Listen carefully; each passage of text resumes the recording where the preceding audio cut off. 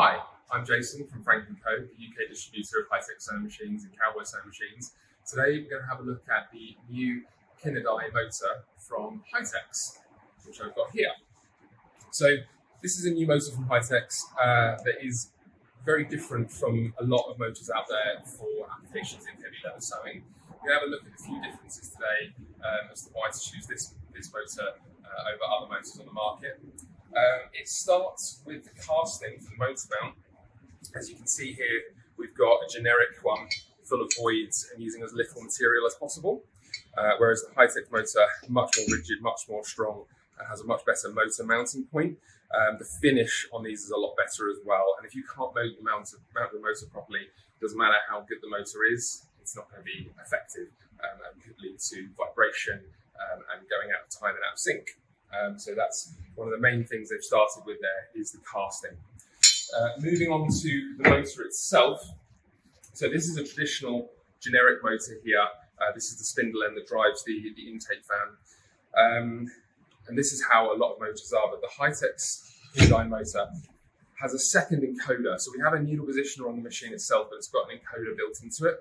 And what that does, it stops any discrepancies between the motor and the needle positioner. When we're driving a lot of these larger balance wheel machines, they can often push and exceed the limits of a lot of cheaper encoders. So this just makes sure that the needle positioner and the encoder on the motor are always talking to each other. High-Techs have had their own board commissioned and have this special chip here which allows communication between the two. So they've gone to really every effort to make sure that leather workers are not going to be able to not getting that extra stitch that sometimes comes with traditional needle positioners. So heavy work and things that require a lot of torque can still be done with stitch-by-stitch precision. So moving on now to the actual needle positioner itself. This is again a comparison of a generic needle positioner and a High-Tech needle positioner. You see on the generic one, we have a fixed encoder mount. Not a lot going on there in terms of ability to control the machine and where it stops. We've got a plastic mount and this rather poor machine link here all inside of this unit. Whereas the High-Tech's one, we've got a complete unit here, but the machine itself has a double encoder wheel. So we can actually program a high spot and a low spot. If you want to do that, you can actually turn that. And you can see we've got the two encoder sensors in here. So a lot more going on there, a lot more control for individual machines. Because a lot of older machines, they've got a lot more power and will trip something like this up. So High-Techs have gone to the effort of having a double encoder wheel there, which will allow you to have all the control that you need. Speaking of control, we then move on to the foot pedal attachment. So again, we've got a generic one here, and there's only one operation when moving up, and not a lot of control in terms of your spring back. So on some machines, when they go back, they'll spring back up, and they'll actually trigger that, meaning that you could get a thread trim, or you could get a reverse stitch, or your needle can move when you don't intend it to. And if we look at the High-Tech's one here, we've got a controllable spring adjustment here, showing how high you need to heel back, so the operator can really decide how they like to work. And we've also got two distinct operations. So say you needed to raise the needle up and then trim, you've got needle raise and then trim as a second motion. So there's two distinct feelings there. You can also adjust how much the spring is needed to push down. And again, you've got the adjustment here to control that pin, and a much nicer mount as well. So again, sheet steel mount as opposed to a plastic mount. So this can take a lot more punishment in a factory or workshop. And now we can have a look at how the motor will come to you. So here it is, all boxed up. We're showing you the HM-750SL. So that is the standard configuration. The 750ST is for pneumatic operated things on the machine, things like trimmers, reverse, and pullers and whatnot. This is the 110 version, so for the US market, also available in 200 to 240 volt for UK and Europe. It's got a few other bits of information on there, but let's get inside the box. First thing we see is the instruction manual. So this is a really nice instruction manual. High-Techs have gone to every effort to make sure that the machine you can fit this to the machine. A lot of places don't even have a manual, so one that goes into such detail is a real treat, giving all sorts of different parameters and how to program the machine, and lots of different information there so that you make sure that you can program this correctly for your machine.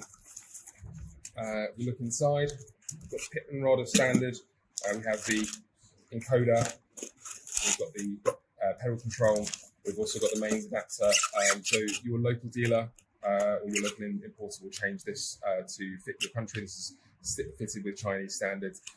If in the UK, it's a 13 amp plug.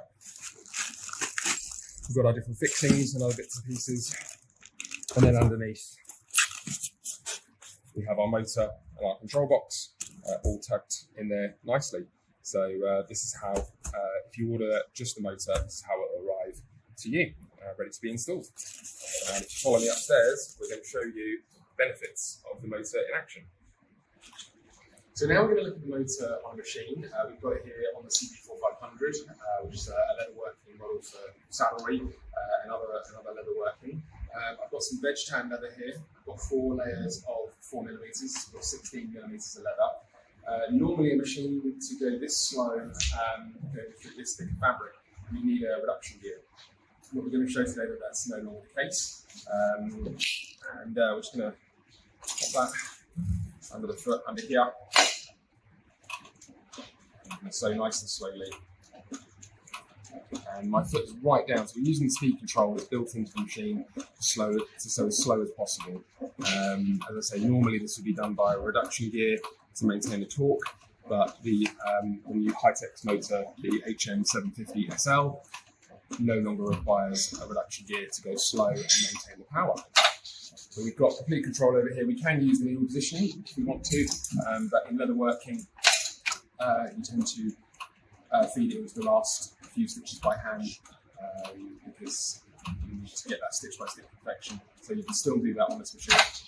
There's no requirement to use the needle positioner.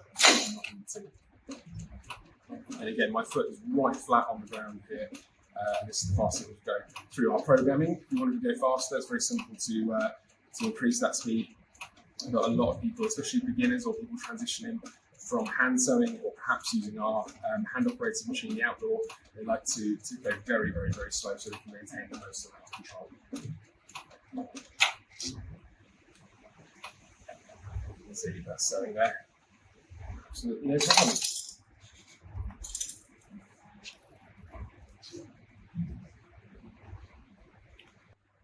So now let's look at how slow the motor is able to go. We put the motor onto the Hitex 7205-370, another cylinder arm machine for leather working. And we've got some quite thin upholstery leather here. We're going to do 4 layers of that. We're going to put the presser foot up and we're going to sew. So as you can see, when we sew, so as slow as we can. This is done just through the motor alone. Normally you need a reduction gear to get anywhere close to these sorts of slow speeds. And my foot is right down on the foot control. So if you need precision, or perhaps you're a beginner, or you're training somebody, this will allow you to go incredibly slow without the fear of the machine running away from you. Especially with leather, that extra stitch can ruin the work entirely. So we're going to slow.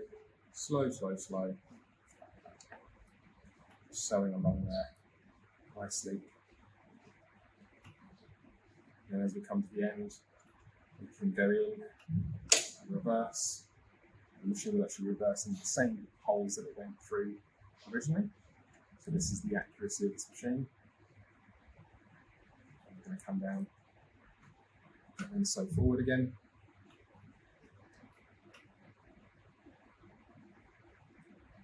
So incredibly slow.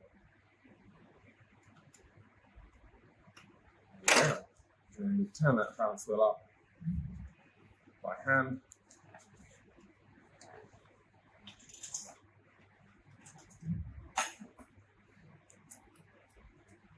As you can see, we've got that perfection both front and back.